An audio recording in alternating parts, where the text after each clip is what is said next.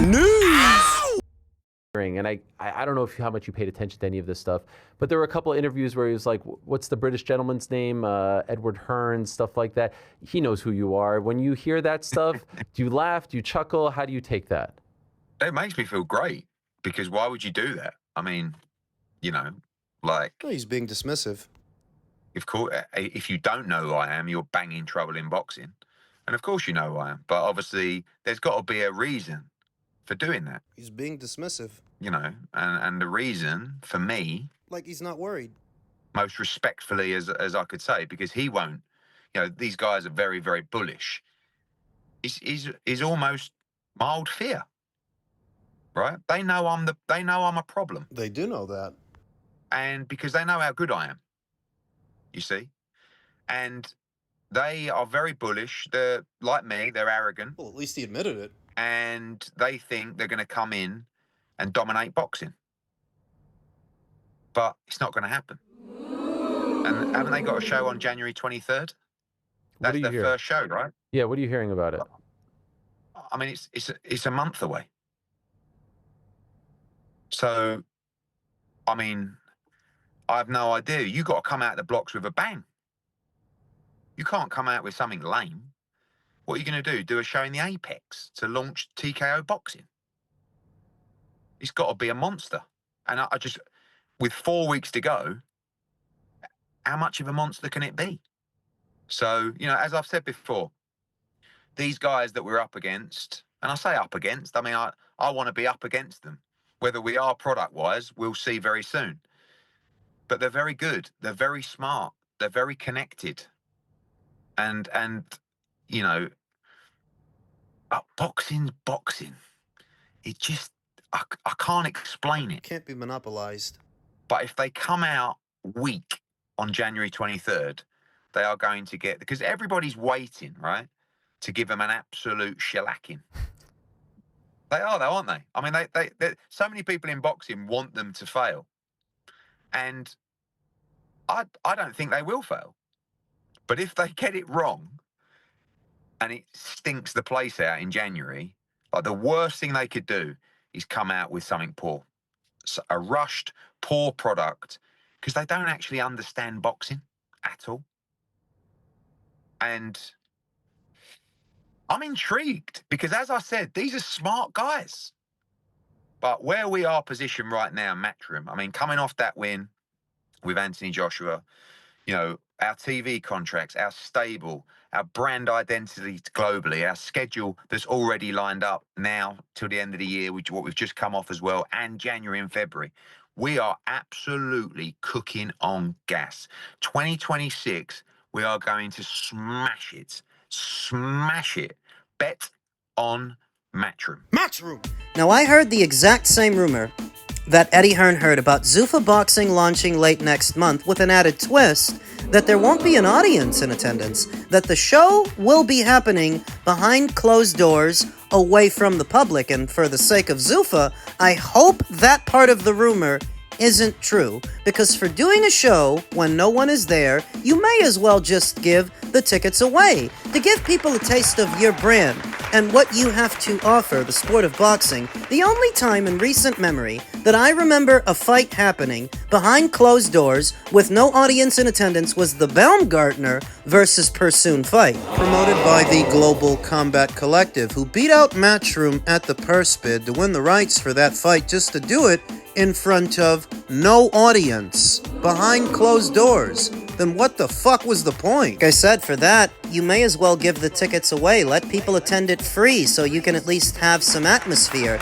And before that, the only time I saw them doing fights with no audience was during the lockdown, during COVID, so that if all these years later Zuffa Boxing is launching behind closed doors with no audience, that's weak. Eddie Hearn is right when he's saying that there are a lot of people in boxing that are rooting for them to fail, and if that's how they launch, that's a failure. That would communicate weakness if you're not confident enough in your product to sell tickets. Part of the reason I think that Eddie Hearn is so keen on quote-unquote competing with Zuffa is because he knows they're no real competition at all. You can't compete with the brand names, the big ones, the fighters under Matchroom, and some that are under Top Rank and other promotional outfits with B and C tier fighters, but rumor has it that that's what the Zuffa stable is comprised of. If they're launching in a little over a month's time, they've yet to announce who's fighting under their banner, what is their card gonna look like. Their cards, customarily,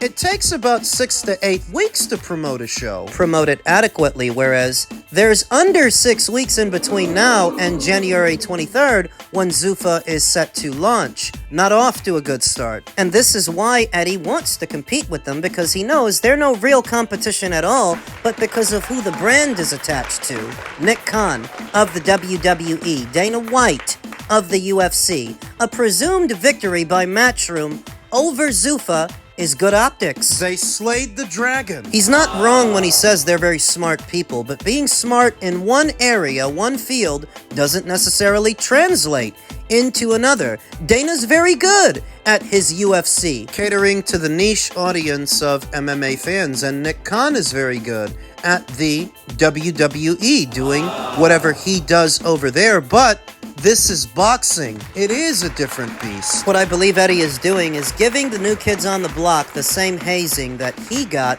when he debuted in America. You will remember Oscar De La Hoya, the people at Top Rank, the people at the PBC, all gave him a hard time when he was the new kid on the block. Now Zuffa is the new kid on the block. That's what I see. Though underneath it all, I don't think that Eddie Hearn is the least bit worried about Zuffa. That is, for all this talk of going up against them and competing with them, he doesn't actually view them as any real competition.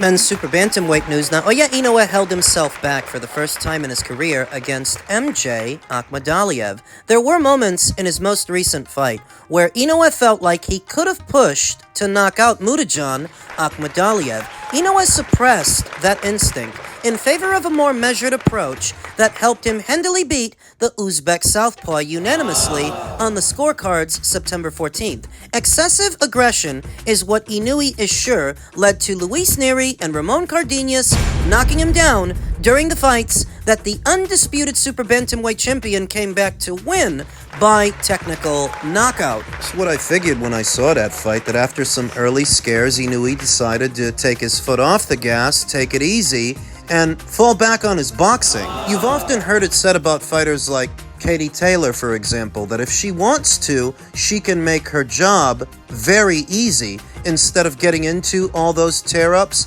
The same would apply here with Inoue. The Japanese superstar didn't want to repeat the tactical mistake against the skillful Akhmadaliev, whom Inoue knew he could comfortably outbox. Of course, there was reluctance to hold back. Inoue told the rings, Daisuke Sugiura.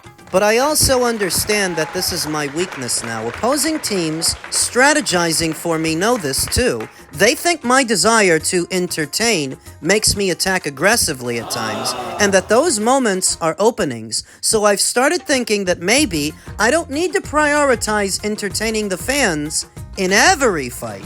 Inoue 31-0 with 27 KOs, who will meet Mexico's David Allen Picasso on Saturday night in Riyadh, Saudi Arabia, is one of boxing's most electrifying fighters. The 4-weight world champion had won 11 fights in a row by knockout before he defeated Akhmadaliev by scores of 118-110 on 2 judges' scorecards and 117-111 3 months ago at the Instagram Arena in Nagoya, Japan. Akhmadaliev became the first fighter to take Inoue the distance since Nonito Donaire in November of 2019. Going 12 rounds could become a more common occurrence if Inoue, ranked 3rd on the ring's pound-for-pound list, remains more mindful of defense. Let me clarify.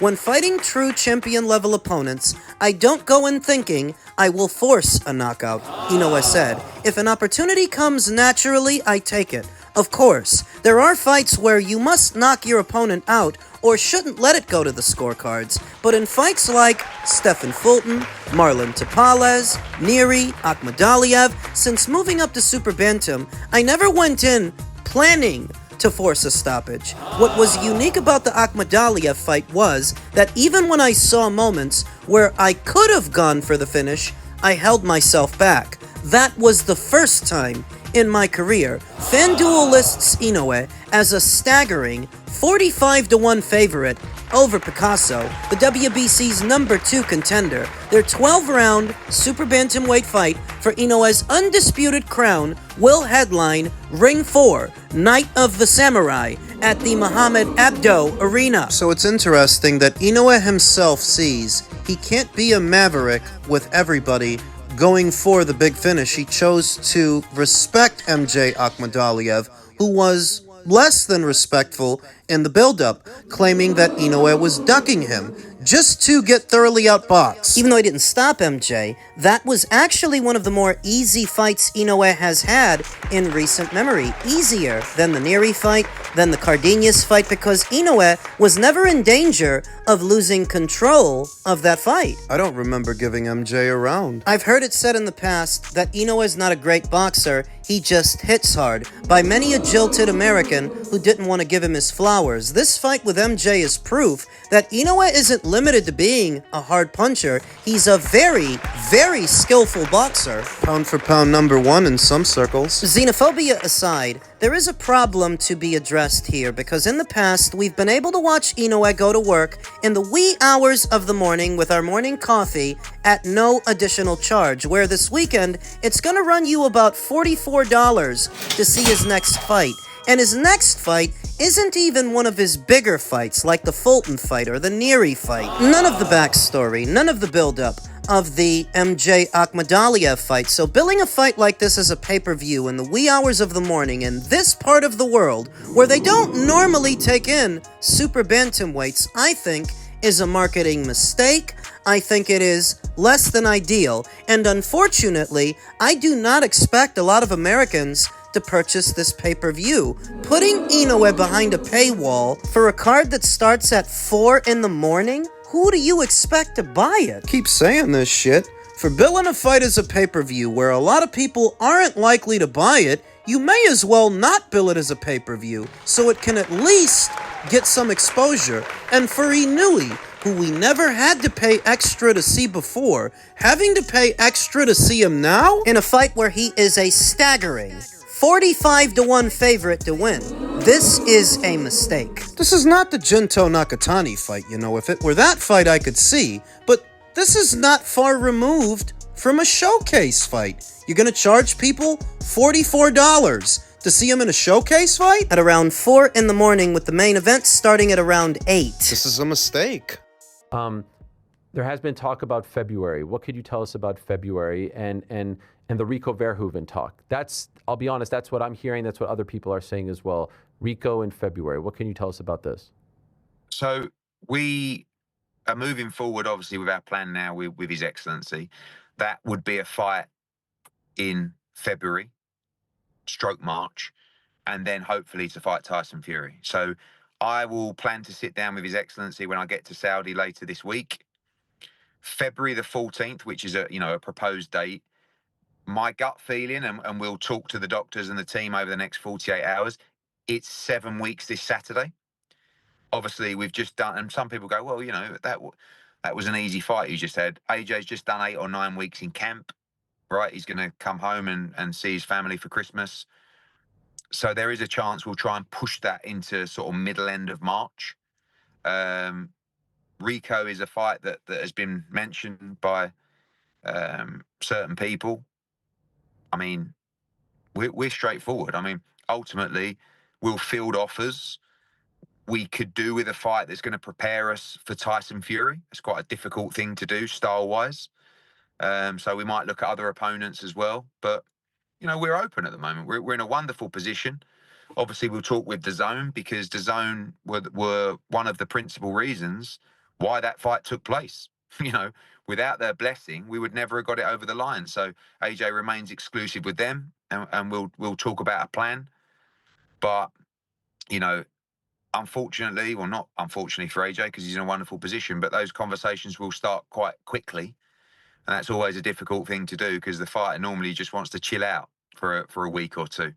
But we're red hot Right now, we've got offers coming in left, right, and centre, and we got to do business. So who the hell is Rico Verhoeven, and why is he now in the running for an Anthony Joshua fight? I've known about Rico for some years. Rico Verhoeven is a Dutch professional kickboxer nicknamed the Prince of Kickboxing, renowned as a long-reigning glory heavyweight champion and a dominant force in the sport, starting martial arts at age 5 and rising through K1, it's Showtime and Glory, known for big wins against fighters like Badir Hari and Daniel Gita. He's also dabbled in boxing and mixed martial arts, with a successful career marked by multiple title defenses and a documentary about his life. Though not only that, he has appeared in one or some feature films, martial arts movies. See, this is a guy with a profile. Even if the Americans don't know him, the Americans don't have to. He's well known in kickboxing circles and parts of Europe. But he's a kickboxer. The rationale here isn't hard to understand. You don't want to go ruining your appetite with the appetizers before they bring out the main course.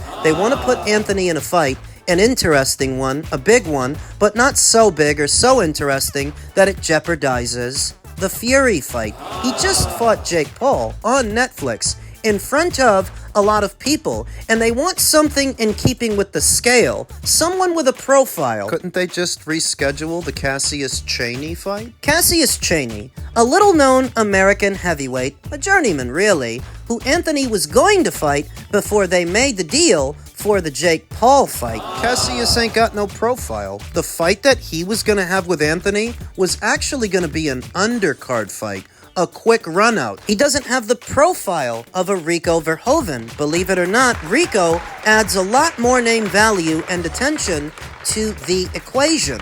And it's hardly an isolated incident that a kickboxer might dabble in boxing, because in case you forgot, the Klitschko brothers, the both of them, used to kickbox, then got into boxing. Jarrell Miller, Dillian White, both used to kickbox before they got into boxing. I believe that Lucia Riker used to toggle between both sports, and we know that Holly Holm did. Chris Algieri, and the list goes on, that a kickboxer migrating over to boxing is more normal than you think. Though Rico still being a novice boxer, that would not jeopardize the Fury fight, because the Fury fight is what it's all about. So that's how a Rico Verhoeven finds himself in this conversation. And I'm not against it. They don't want to make the same mistake they made with Wilder when they matched him against Parker ahead of what was supposed to be the Joshua fight.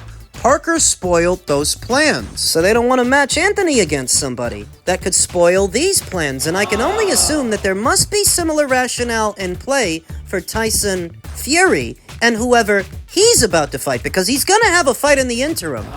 Though it can't be against someone who jeopardizes the AJ fight, because Fury hasn't fought in over a year. The priority is AJ Fury.